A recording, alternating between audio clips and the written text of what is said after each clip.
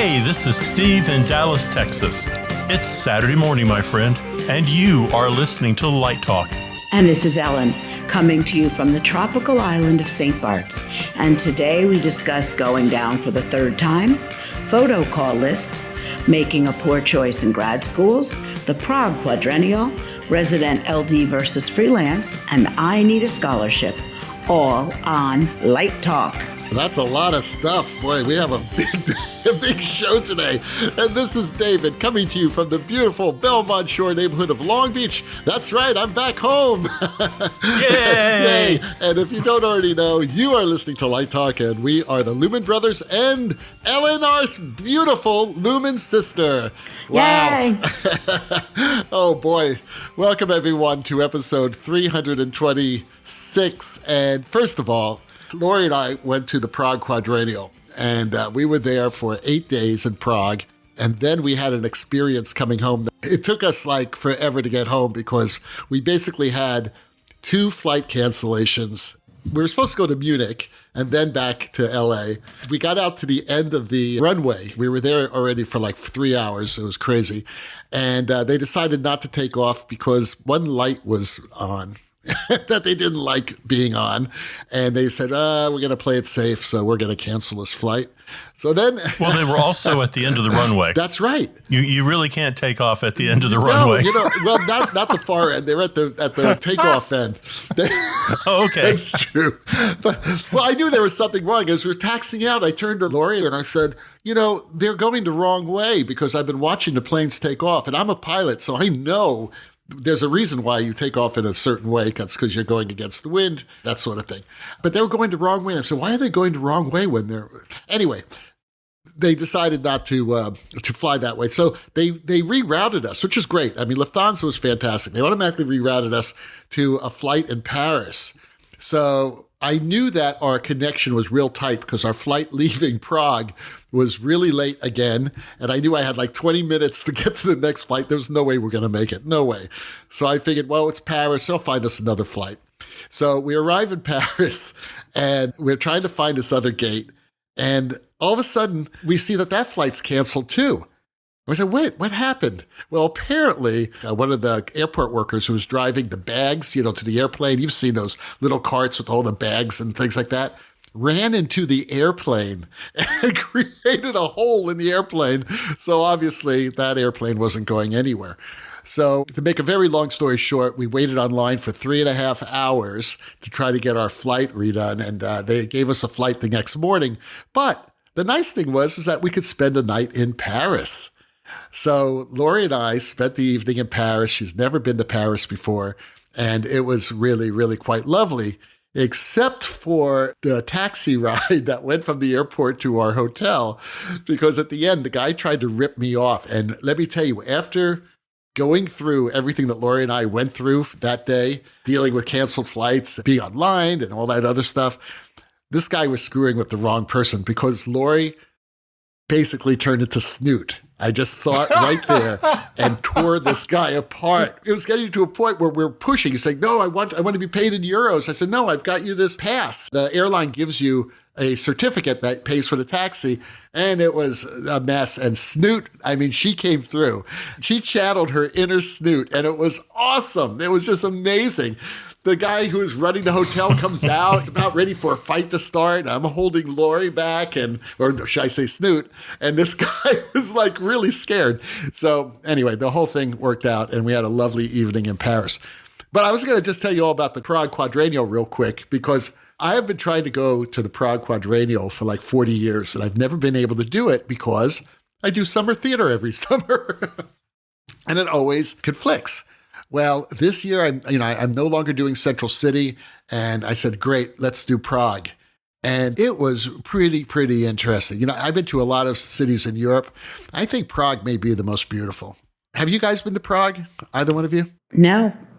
Yeah, I've been there with Limon a couple times. It's beautiful, and they have real Budweiser beer, as opposed to what we drink in America. It's Budweiser, but a lot of beer gardens and and bars are not selling that. They're selling this other Pilsner, which is really fabulous. And I don't drink beer, but I drank beer there because beer is basically cheaper than water. It was amazing. I had some amazing beer, lovely beer. But yeah, it was a really great time to explore Prague. Now, regarding the Quadrennial, I loved seeing the work. There was a lot of international work. A lot of students from all over the country doing some very interesting things. We saw some cool video stuff, a lot of projection stuff. One night we met up with Thaddeus Strassburger. And for those who do not know, Thad is like an amazing director and designer. He's now directing these huge stuff for the Saudis. It's unbelievable. He's a great opera director and theater director. But anyway, we had drinks with him at the Hemingway Bar, which was conveniently located right across from our hotel. We were in this beautiful hotel in a beautiful room right on the river. It was just stunning.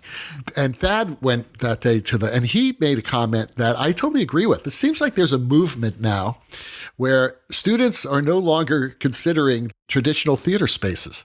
It's all about alternative theater spaces. So there was a lot of that being set up there at the Quadrennial, which was very, very interesting. Still using technology, but not doing it in proscenium theaters. I don't know if that jump is healthy or not. I think the exploration is very, very interesting. But yeah, it was pretty cool. Met a lot of students there, a lot of students from all over the world, a couple of students from Toronto who I'd like to have on the show. It's just very interesting. Big thing about eco-scenery. It's all about celebrating cultures and celebrating alternative performance spaces using sustainable materials. There was this one performance that we saw that our friend Kip Marsh was involved with that was just fabulous. And by the way, we went out that night with Kip and his son, who is also a lighting design student, and I believe it's SUNY Purchase. And we had this lovely dinner watching the sunset at the beer garden on the river. What a beautiful night that was. But I digress. In that performance, everything was made out of sustainable materials, which is not new, but it was the way the actors were, I don't know, relating to them, interacting with them, props, puppets, things like that. Just pretty extraordinary. So a lot of that was going on. But I must say that they changed the venue this year. It used to be in like one main venue, and now it's in like 3 venues. And that was a little bit rough to get around from one to another because they were not close by. They were really a schlep going from one to another. But the work was fabulous, so we had a great time. And just to put a little buttonhole on this whole story, the airlines lost our luggage. It's been several days since we've seen it. So, yeah, it's good to be back. It's good to have you back. I thought you were never coming back, and there you are. You're stuck at the end of the runway. It's a shame they didn't let you stay in Paris for a week. I know. But we had to get back. There's a lot going on. I have shows at the end of this week I have to do. But let me tell you, it was so beautiful. That's why we figured you weren't coming back. We figured you'd move to Paris. You never know. That could be a possibility. But hey, let's get started. Steve has the first question of the day. Yes, and it comes from Paul. Paul writes, I am an LD for a weekly summer stock doing 4 musicals. We open, run, and close each one in 3 weeks, then open the next and repeat over a 15-week period. I may be in over my head. Any suggestions? You haven't done this kind of weekly summer stock stuff, Ellen? Oh, absolutely. I spent 4 years at Williamstown. Are you kidding? Well, there you go. Yeah, you know what it's like. It's not for sissies.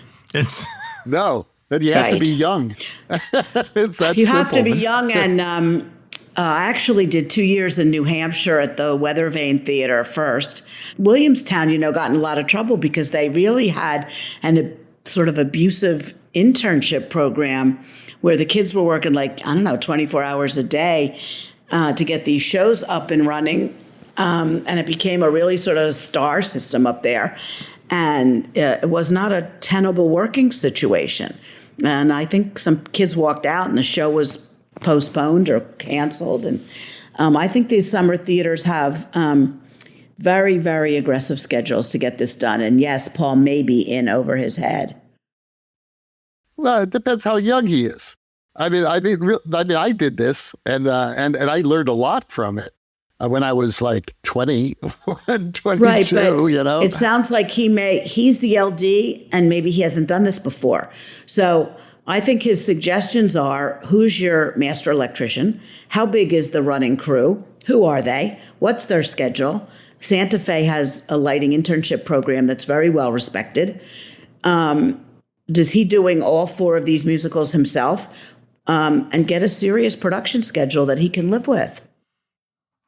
Well, and also, I mean, what are the ground rules? I have never done a weekly rep, but by the nature of this, I mean, I would think that he would be tasked with putting a rep plot in the air. You know, if you're trying to light each individual show and do a strike and a hang, you're asking for a lot. So, I mean, maybe you're trying to get too much out of this. Maybe there has to be a rep plot and there are 20 or 30 lights that you're pulling down and rehanging for specials or something. But I think Ellen's got it nailed. I think your first stop is the master electrician, and see if you guys can put together a schedule that is addressing whatever problems are happening that is making you start to doubt that you're the right person for the job. This is also chatting with the directors and just making sure you're hearing what they're asking for and you're not trying to go so far above and beyond what their requirements of the show are that instead of 4 hours accomplishing your work, it's taking you 6 hours to accomplishing your work. I don't know, David, you said you did this when you were young and spry. What tips do you have for Paul? Well, you know, in this era of no more 10 out of 12s, it's sort of like there's these types of production schedules probably should go by the way of the dodo bird, as you always say, Steve. Is it the buffalo or the dodo bird? Buffalo. Go the way of the buffalo. But the buffalo are still around. I don't know if you know that, but there are still buffalo here. Well, we're just waiting for that super volcano to hit, and then the rest of them will be gone. No, I mean, the Catalina Island. Okay, I'm sure there are buffalo lovers out there. Yes. It needs to go the way of the parkan. Yes. Now, that's wait a a good minute. one. Parkin. Last week it was the buggy, horse and buggy. Let's go the way of Stan's horse and buggy. But Stan still drives the horse and buggy. I know, and if you go to Rock Lidditz, you see the Amish ones on the road. Yes, so yeah, they're still popular. But anyway, getting back to the question, I don't think it's a bad thing personally if you're young enough and spry enough and happy enough to do that, and you have enough time that you're just focused on that. I just think back of those days at the Ring Theater at the University of Miami when I was an undergrad, and I was designing 5 shows over 2-week periods, boom, boom, boom, boom, with an overnight turnaround. And, you just don't sleep. And I'm not saying you should do that. I'm just saying that it's been done. And if you want to work there and that's their schedule, you have a choice not to work there. Right. I also think that Paul has the luxury of a 3-week run because it's not rotating rep. It's not a 1-week run. It's not a 2-week run. So also in the era of moving lights and LEDs, it's a lot easier to have a rep plot that's very different for each of these 4 musicals than in the old days when a rep plot really was sort of the same thing. You could change the color and add a few specials, but pretty much you were stuck with what you hung in the air. Yeah, right. We use candles. We were basically using lanterns and candles. Very funny. And saltwater dimmers. And saltwater dimmers. Yes, exactly. Piss pots, as they are called. Right. Piss pots. Okay, there you go. I mean, maybe we're missing the point here. Maybe the real thing is Paul is losing confidence in himself. He's having a hard time making a decision, sticking with it. You can do it. You can do it. Right. Maybe you're just doubting yourself, and there's no reason to doubt yourself. Caffeine, like you said in the beginning. Use natural drugs. It will help you. But don't work when you're tired because you may get in an accident. You may fall off a ladder. You see, we were working in an ungrounded theater where seriously you grab onto a pipe and you feel the electricity run through your arm into the ladder. Well, it woke you up, I mean, that kept you awake. But I'm not kidding you. I mean, someone, and I'm not going to mention any names, but his initials are David Jacques, called OSHA on this company. They shut the theater down. Oh, really? And that was the only way this university had got the money to completely rewire their theater. Because I was seeing my colleagues and myself being electrocuted every day. That's scary. Yeah, it was horrible. It was very scary. Well, I think we should tell Paul to call us at any time and we'll talk him off the ledge. Yeah, it's all right, There Paul. you go. It's all right, man. Don't do anything dangerous, okay? I think you have our next question, Ellen. I do. Marlene from Michigan asks if we can discuss the pros and cons of a resident LD position versus a freelance career. Pros and cons. Well, this came up. Social Security. Well, yeah. And I don't know, a resident LD position, do they, like at a ballet company, does the resident LD design as much as they relight other people's work? How does that work exactly? Like if you're the resident LD at the Houston Opera, for example, you're not lighting every opera. You are a lot of times the resident LD bringing in a guest LD and either helping them light or relight a show, right? Yeah, well, usually they're called lighting coordinators. We had one on, Michael we had on a few weeks ago from the Canadian Opera Company. And Michael's a great LD. And but I was the LD for the show, and he was also, there was also an LD for the other show that was running in rep with our show. And the one great thing about it, there are two great things about it. But three, actually. One, it's a steady job. The second great thing is that you get to meet some great LDs. And myself, notwithstanding, but the other LDs are really terrific LDs, and you get to meet them, and they're all world class and all that. So you make some important connections. You get to meet directors and their assistants. And if you're younger, you're going to be, meeting, it's the assistant directors who are going to be hiring you. So you want to make sure that you make friends with them. And the third thing right off the top of my head is that if you are a resident person, like whether you're an LD or you're on staff there, chances are you are an employee of the company, meaning that you get unemployment, you get health insurance, you get all those things that you may not get if you are a freelancer. So all these are very, very important things to take in consideration, especially when you're, first starting out. But those resident positions are rare.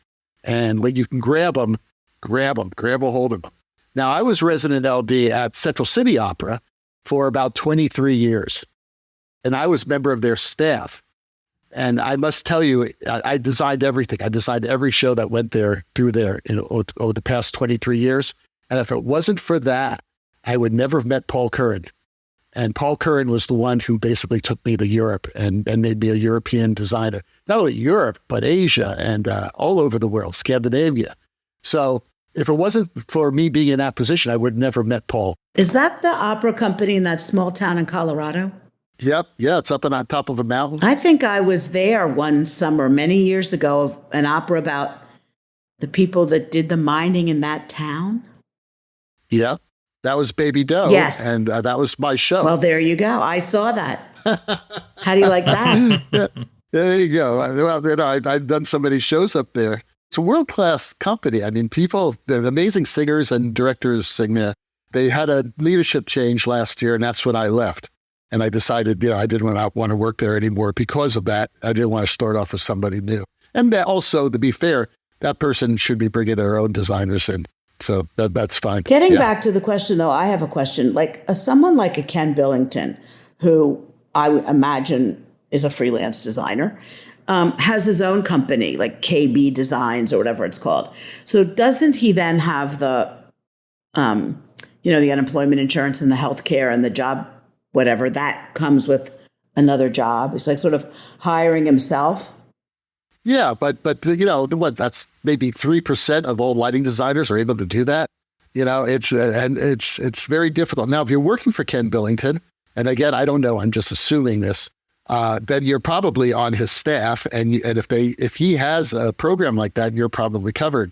But again, that is the exception and not the rule for freelancers. So that's a big problem. I mean, our friends are freelancers, and they're having issues now. Just getting health insurance. It's really, really difficult. The freelance world, you're only kind of good as your last job. And I think with the freelance world, you've got to be super aggressive. You cannot have thin skin, and every day is about getting a job. And you've got to wake up in the morning and you've got to say, today I'm going to find a job. And you cannot take no for an answer. And when you do get 100 no's, you cannot be depressed by it. You just, you're a freelancer. That is something you have chosen, is to not tie yourself to one theater. You want to work around the country, or let's say you're just in a large city. You want to work all over the city. You've got to be out there. You've got to be social. You've got to be seen. You've got to put in the hard hours of people knowing who you are when you walk into opening night of a show, or you are invited to an opening night party. You've got to really be personable. You've got to be a salesperson. And if you don't like to sell things, if you don't like to promote yourself, then the freelance career, if you're just waiting for someone to call you, that can be really sad and depressing. So I think it takes a certain type of personality. I'm not saying resident LDs aren't also super aggressive and, promoting themselves, but at least they have a full-time job for, let's say, the theater season, maybe October to May. They've got that 10 months knocked out right there.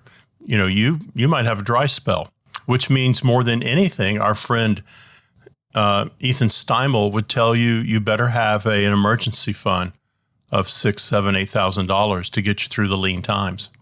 Freelance, again, boy, that's a rough world. It's a really rough world. Yeah, a lot of our friends left the business when COVID hit because they couldn't afford to live. Even with the PPP, they could. It's you don't have unemployment insurance. Again, these are things that if you are part of a company and you're an employee and you get paid with a W-2, you're protected. You have whatever benefits that company has, and unemployment insurance. Big deal. It really is. So Kira from Chicago asks, I am at the end of my first year of graduate school and feel that I may have made a huge mistake. It's not that I don't want to be a lighting designer or be a graduate student. It's just that I don't like my mentor. We just don't connect. What should I do? This is not a bad thing, Kira. Okay, now you may think that this is really unusual. It's not. A lot of people, when they choose a grad program, and Steve knows this just as well, because we've both been involved in it for many, many years. They think that the program may be right for them. They've met their mentor. They make a connection. They think they're going to be connected. But something happens, and they may just feel that it's not the right choice. They didn't make the right choice. So I don't think you should stay. First of all, you should talk to the mentor and be honest with them and see what they say. But if you still feel that this is not the right decision, don't worry about it. Leave and find another graduate school. It's like that old song in chorus line. I feel nothing. I feel nothing. Exactly. And she realized that it just wasn't the right school for her and it wasn't the right mentor. So she left and she was successful. This happens all the time. I've had grad students come to my program. I'm sure Steve can say the same thing, who have left another program. When people do that, we don't say, oh, what happened? They must have screwed up. Not necessarily. It just wasn't the right mix. It doesn't mean that your mentor's a bad mentor, because your mentor could be perfectly fine for the other students, but that doesn't say that that person's going to be fine for you. So go ahead, do IRTA again. I don't know. Can you do IRTA again? I think you can. Sure, you can do IRTA forever. Yeah. Let's keep doing IRTA every year. Reconsider everything. Are you in the right region? Is the whole department doing a type of theater you're interested in? This is an opportunity to hit the reset button. Yeah. And you absolutely should do it. It's your career. It's your life. What's the point of being somewhere for 3 years and not enjoying it? There's enough in life that's not pleasant. Grad school or your education should be pleasant, undergraduate or graduate. I mean, it may come down to money, but then that means maybe you have to save some money to go to the school that you really want to go to. Right. And don't think it was a wasted year. because 1 year out of like 70 or 80 that you're going to be living, or 90, is nothing, is absolutely nothing. And you learn something. It's not a wasted year. Even though it may not have been the best experience, you've actually learned quite a bit in this year, I would bet. Do you get to talk to your mentor before you get there? Usually, yeah, at Ernest, you usually meet them, and you should talk to your mentor before you decide to go. Right. But, it works both ways. I mean, you may be enthusiastic about a student and you're missing the signs that this isn't a good student for you, or the student may be talking to you and they're not listening to what you're saying about what your program is. Mm-hmm. So all of a sudden they get there and it's not the program they need, right, or the program they want. Mm-hmm. And, who knows, maybe University of South Carolina, they don't really know about, but that's the perfect program for what they want to do. Mm-hmm. So you can also ask your mentor to help you, help you find another school. It doesn't have to be unpleasant. Right. The breakup. Breakups are hard to do. Right. So I agree. I think she should probably take time off and figure out what she really wants to do and find the right school. Maybe work a couple more years. Exactly. Or travel. Go to Prague. See something beautiful. Yeah. Yeah. Have a beer. Have a beer. Have a beer. So, you are listening to Light Talk with the Lumen Brothers and sister. And Light Talk is sponsored by the TL Electric Company of West Virginia.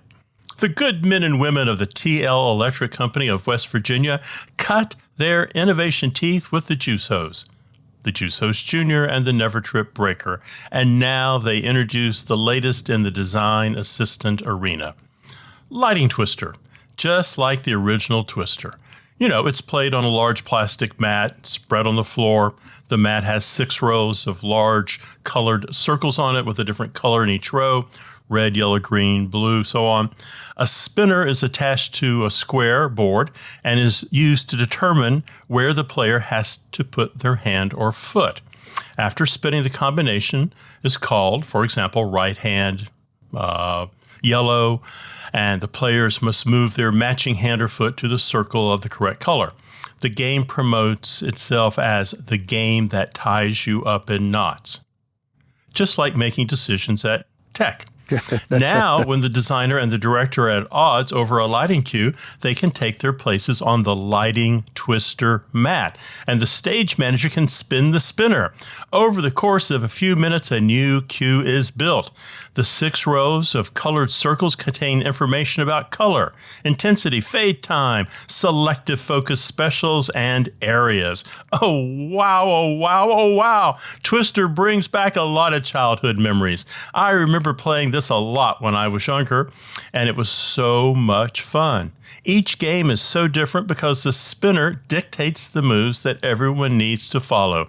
Super simple, yet entertaining, just like the theater. Suitable for design ages 6 to 60. The Lighting Twister, shipping now for Father's Day. I love it. I need one. But now, back to Light Talk. Well, the sound of those lovable, hipster, cool, really dynamite monkeys bouncing around Light Talk Central's beer garden means that it's time for Let's Talk About. And today's Let's Talk About is all about, is it too expensive nowadays to go to college? Hell yes. It's funny, we're talking about Kira at her school. Hopefully she didn't rack up too much debt. We know a lot of students who may pick a school that charges $60,000, $70,000 a year, with very little financial aid. I don't know how anyone's ever pays that back. I just don't know. It just seems to be getting worse and worse. It does. And this is an interesting question for me today, because this morning we were at Live Design interviewing some of the candidates for the Pat McKay Diversity and Design Scholarship. And, it's not a lot of money, but all these kids are talking about how much they need financial aid, and they're applying for every scholarship that they can get. And, it'll really help them get their education. And one of the young women is extremely bright and going to Carnegie Mellon. And we were a little curious after we got off the phone with her and Googled current tuition. It's like over $60,000 a year. So you are looking at a major, major investment to go to these schools. Is it ultimately worth it? I think Clifton Taylor and Mark Stanley are onto something when they started the studio school and are trying to make all of those courses very reasonable or free so that students have an option to professional lighting design, even going to LDI or what we used to do, the master classes. No offense to anyone out there, but sometimes people would leave the 4 or 5 days of the master classes and say they learned more than they did in 4 years of college because it's so, they don't get the hands-on experience, obviously, but it's really intensive, and you get an opportunity to talk to a lot of different teachers. Some colleges seem to have had the same 2 or 3 lighting people on the faculty for many, many years. And are they teaching what these young kids need to know? Do they talk to them? Is this the problem with the girl in the graduate school, that she's too young for getting on the same wavelength with the mentor? I think there's a lot of variables here. I couldn't have said it better. We've had a lot of guests on this show, a lot of really famous people, a lot of really successful people. And at least 50% or more have said, do not go to graduate school. I've taught at graduate schools for many decades, and both Steve and I know, and Stan, because we know a lot of these schools, I would never recommend someone going to many of these schools. Some of those schools use grad students as cheap labor. And I don't know what sort of experiences they're going to get, become professional designers. And unfortunately, it's like a catch-22. A lot of these young students looking for grad programs will turn down a program, with a mentor who's working in the profession, who can give them professional experience, take them out, on shows just like Gilbert and Neil used to do for me, and basically teach you the profession in the profession. They don't do that. They're academics, and many of them do not have a professional life. So, but they choose these schools because they give them $20,000, $30,000 a year in scholarships. They think it's a great deal, but it's really not, because they are sacrificing their own future to be able to pay tuition. And that's the problem.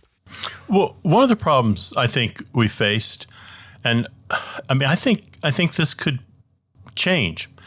We used to have apprenticeship and intern programs in this country. When I started, my first professional job was at the Barter Theater, and they had a 2-year internship program, and the Barter ran, 10 months out of the year, and those were all college students.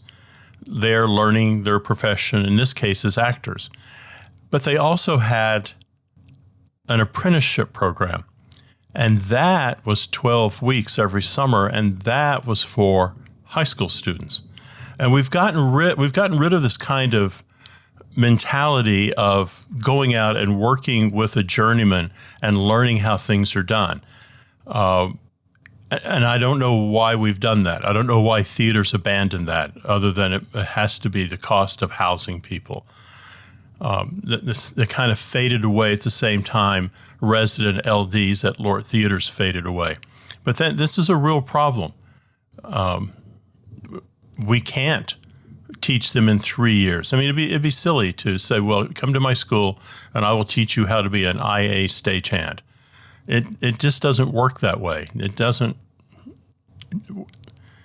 The hands-on is so important. The being in the field is so important. I'm coming around to David's point of view that the whole graduate system is unsustainable because schools cannot afford to waive tuition. They cannot afford to give $15,000 to $30,000 in assistantship money. They're in the same boat that everybody else is in. The cost is going up, and they're trying to pull back. And schools don't want to give scholarships. They want paying clients there, and they even call them clients. So this whole dynamic is changing, probably for the better. But I think we'll see a big a reevaluation of what education, what finishing school is in the next 10 years. I mean, people go to undergraduate school, they get a little taste of theater. They're lucky if they do one show. So they're counting on graduate school to give them a lot of experience so they can make the move into the profession. Maybe you get that same experience doing what Paul is doing. You're up there struggling in a summer stock theater. You're working at the community theater. You're jumping in with both feet and moving to New York or Chicago or LA. What you said is so true, Steve. And I have one more semester and then I'm done. I teach at Long Beach State, which is a state university in Long Beach, California, part of one of the largest, if not the largest university systems in the world, the California State University System. And it has relatively low tuition.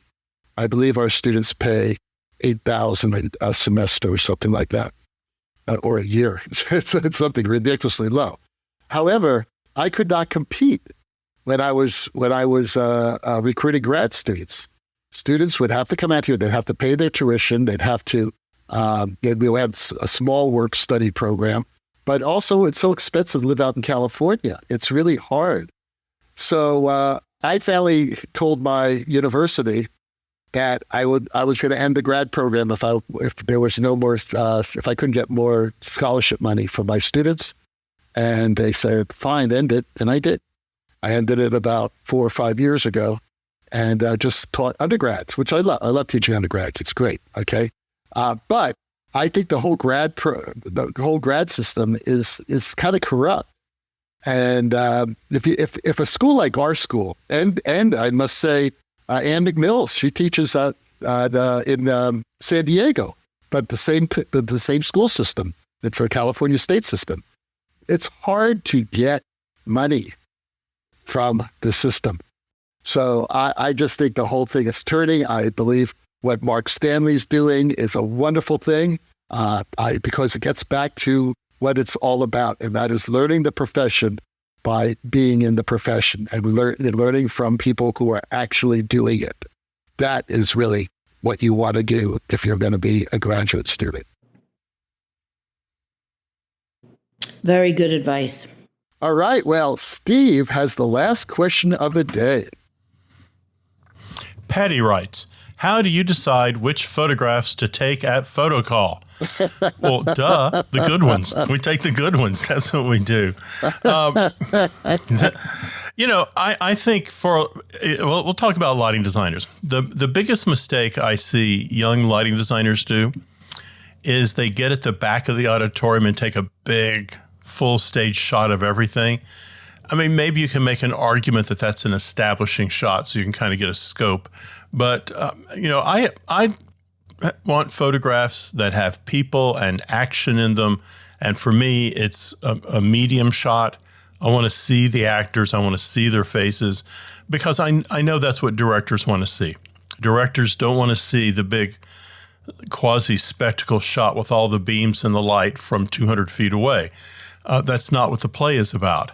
And even if you go back and you look at something like Rolling Stones or just Google rock and roll concerts, and you will see some of those big kind of back at the auditorium shots, no doubt about it.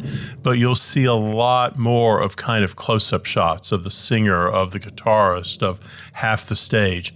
So for me, the photographs I want are moments on stage in which there's action, there are actors on stage. I never have a photograph that's just an empty stage hanging out. So that's what I do in my old age. I would like to disagree because publishing a magazine, for being an editor of a writer magazine for many, many, many years, we are always looking for the great wide shots that really show what the lighting looks like. And most of the press agents, especially on Broadway, take close-ups that don't really show much of anything. So I think that you should take wildly diverse pictures, close-ups if there's a really great lighting shot where the lighting is shown off. Otherwise, close-ups of actors don't really show your work.